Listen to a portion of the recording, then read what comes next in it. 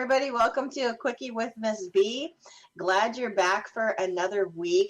And if you notice, we weren't here last week because there was just so much political stuff going on that we didn't have a chance to actually get our recordings taken care of properly. So I'm sorry that you missed out on a week, but I'm glad that you're back this week. And thanks very much for joining us. Everything should go fine. It wasn't that we didn't record it because there was too much stuff going on. It was we didn't record it because we have to get in line to load, and there was so much stuff going on. I'm gonna have to get up at 3 a.m. just to load this. And John needs his beauty rest. I'm happy to do this, but I don't want to do it as a full time every minute of every single day. And it can take a while sometimes to load this stuff when all that's going on.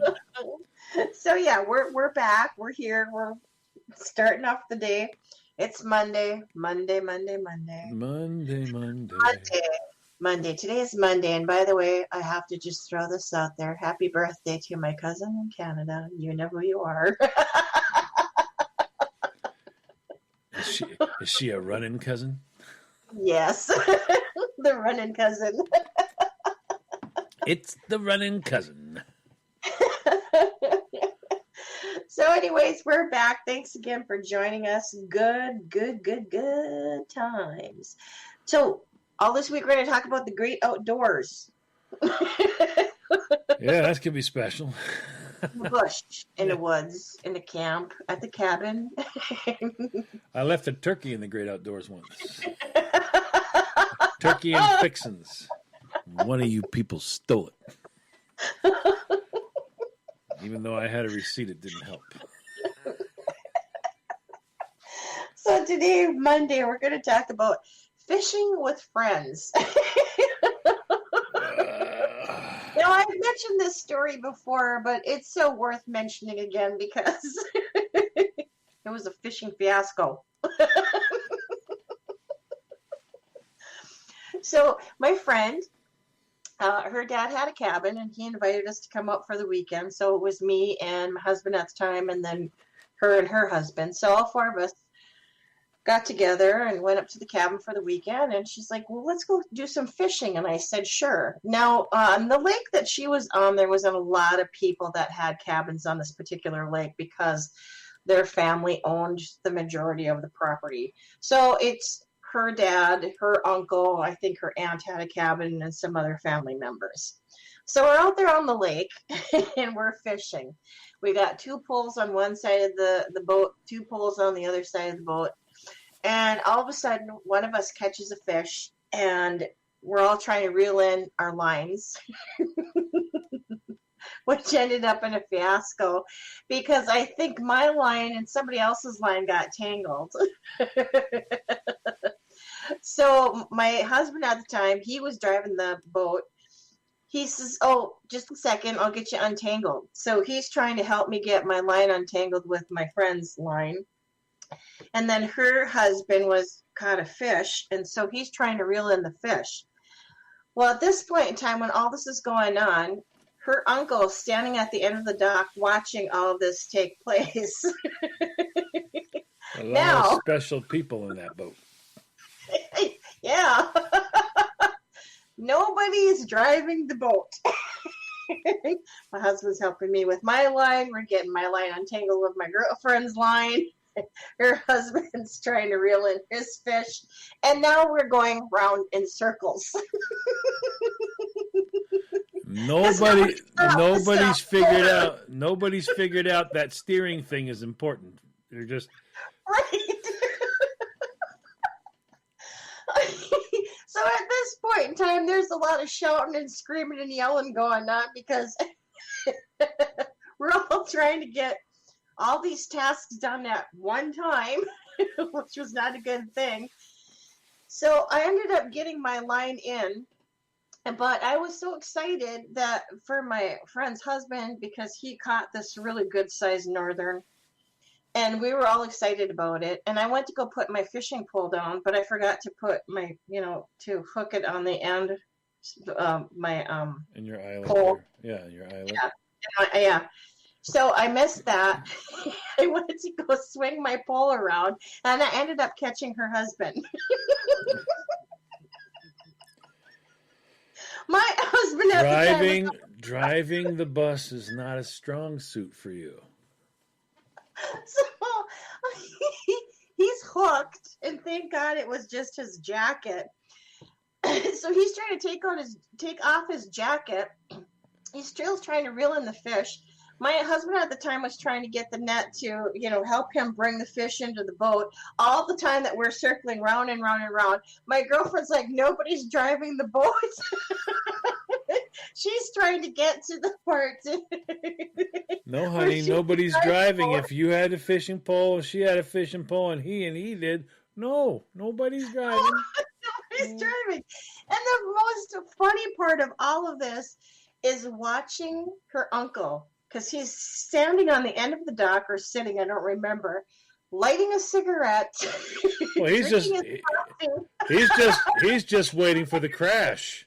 Any minute now, it's going to crash into a rock. You're all going to fly off, and he's going to point at you and go, "Yep, I called it." It's like a joke, you know what I mean?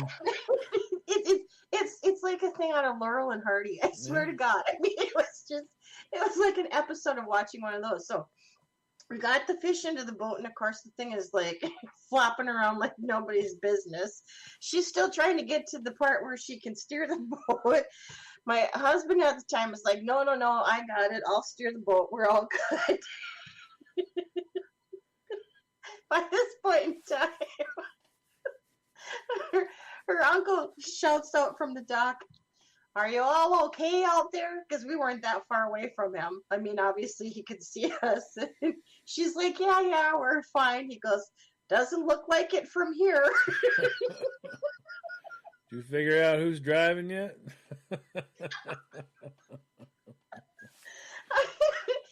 So after all of that, everybody got all entangled. We all got organized and squared away, and we, of course, went back to shore because now we got this beautiful fish, and they wanted to cook it up for dinner, obviously. And by that point in time, her uncle had drove down to her cabin, her dad's cabin, and he said, "Oh, good, nobody drowned today." Because he was there waiting for us.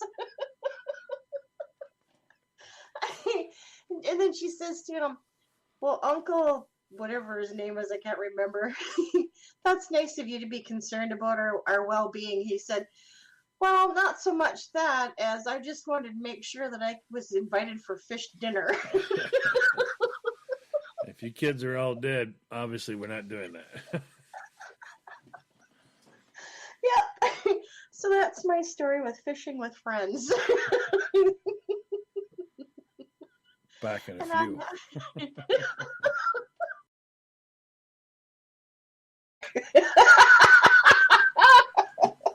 3-2. Welcome back, everybody. You're listening to A Quickie with Ms. B. If you missed the first half of the episode, please go back and check that out. I missed the second half of the story. Yeah, it truly is a Monday. Yes, it is. So today we're talking about fishing, fishing. Kind of fishing, whatever, that stuff. A funny fishing story, which I'm sure you have one. Yeah, so my story that I already told once we didn't record, and now I'm going to tell it again. I had this amazing crappie spot, okay? Now, people call them crappie. Some people call them crappie. It's an amazing fish, all right? I love to eat crappie, all right? And there was a bunch of tires that people had thrown out, so it became this, spot, and they would spawn there and all that. And I went out there, and I was going to start catching. Now, like I was saying before, was if you had a boat out on this little lake, they wanted licenses and all that stuff. So I didn't do that. So I had this inner tube, like a truck tire inner tube. I had it all set up because you plop right in. Your legs are over the front, your butt's sitting down in the hole, and your back's against there. And you have a little piece of 1x10. It's just sitting right on your lap, so you can have your tackle box there. You have something to drink, and you can just float around, and you just move your hands, you know what I mean? And it rows you wherever you want to go, but you don't need a license for this. Okay, so I don't have to have a license. You have your fishing license, but I don't have to have a boat license or anything. So I'm getting out there and I'm just fishing. I mean, I got this new thing. It's a crappie jig, but it's like a kid's mobile. You know what I mean? Like you put over the baby bed. Each one of those things that come down that normally hold something, it just held a hook. All right, and it didn't get tangled up, which was amazing. So you would bait all of this different stuff, all these different hooks. There was like 5 or 6 on there, and you put it on out there, and you just hang it out over where the tires were. Oh my God! I brought in 4 at one time, a lot of times 2 at one time, and I'm having a blast. These are like pound and a quarter crappie, so they're fantastic. They're good size. Oh yes, they're perfect for eating, and everything was going great. I must have had 12 or 13 on there. All right, I've got my stringer because I go through the lip. You know what I mean? So they're still alive. They're just all on the stringer there, you know, swimming around. And I'm decided I'm going to call it a day. I'm going to call it. Start heading on back, and I get in there, and then I start to pick up my stuff. But the first thing I do is I get myself a nice stick, and I press it right down in the mud, and I tie off my stringer to it. All right, and so I start taking some stuff back to the car, and this freaking kid starts hopping all over my damn my inner tube there, and so I'm squawking at him, and I got to get him chased off and run away because he's just like, I don't know, the kids, you know, jumping all over your stuff and all that. So I get him run off, and I start putting stuff away, and then as I'm getting ready to pull the inner tube out, I'm careful, let the air out of it, and I roll it all up so it'll go into its little spot in the back of the car there.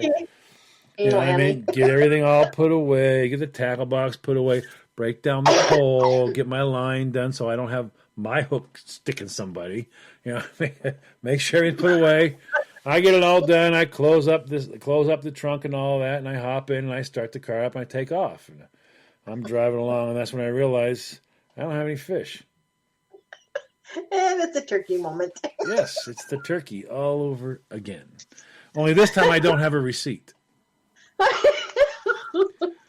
So nevertheless, I turn that puppy right around. I start heading back, and I get down there to where I put the stringer, and I'm going through the grass. I'm looking all over the place and all that. I'm looking all around, and this old boy's sitting outside. You forget something? You lose something? I'm like, yeah, I had a whole stringer of fish in here. And he's like, oh, wow, what'd you have there? Like 10, 13 of them? I'm like, yeah, you saw it? He went, I saw that little feller take it all over there. And he, oh my God, that freaking kid that I had chased off, he's got my stringer full of, I mean, this kid doesn't even have a fishing pole. And he's like, ah, off he goes with my stringer. All right. And it's now, do you know there's rope stringers, but then there's a chain stringer that has the clip? Yes. Mine's the one with the clip. So each one of the fish is on their own chain. This is a nice stringer. All right. He's got the stringer and like 13 crappie, and he's just taking off. That's it. He's got dinner. He's gone. And I mean, I have nothing now. I have a wonderful story about all these fish I caught. Oh, where are they? Let's see. I was robbed. And you have your inner tube. You were robbed. I was robbed. Who robbed you? I don't know. 6-year-old. Couldn't have been more than 8. Probably 6. Little thief came right up and stole all my fish. Well, how'd he get your fish? I left them for a minute or 5 minutes, you know. Wasn't long. I came back, little craphead took all my fish. Stole everything. Yeah. He stole everything. And that old man knew that wasn't that boy's. I don't get it. I just don't understand. I guess he figured, well, I ain't going to steal his fish, but you know what, young fella? There's a whole passel of fish down there, yeah. Take them on back to your mom and tell her to cook those up for you. I couldn't believe it. I was robbed. Might have been 6 years old. Just hauled off and stole every single one of my fish and took off. Gone. Yeah, you and I should not be going fishing. little, and I had like at least a dozen. I mean, I had a dozen or more. Dozen or more. Pound and a half, pound and a quarter crappies. These things were beautiful. Beautiful ones. And now all I got to do is go back and go, you should have seen you should. Yeah, right, yeah. Yeah, sure, John. So this kid showed up and he robbed you, huh? Yeah. Did he hold you at sucker point? Was he waving that popsicle stick in your face? Were you afraid for your life? And on that note, we gotta go. Fish fry, anyone?